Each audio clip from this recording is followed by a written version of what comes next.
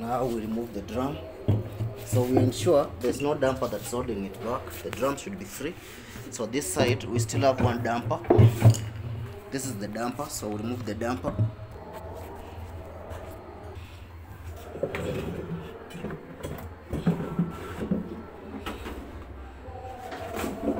There we go.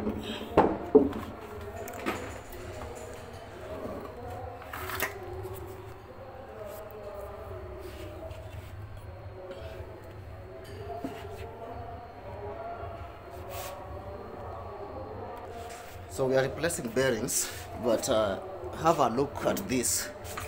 This is how dirty the machine is, and you only realize this when you open the drum. So don't play yourself. Book for maintenance.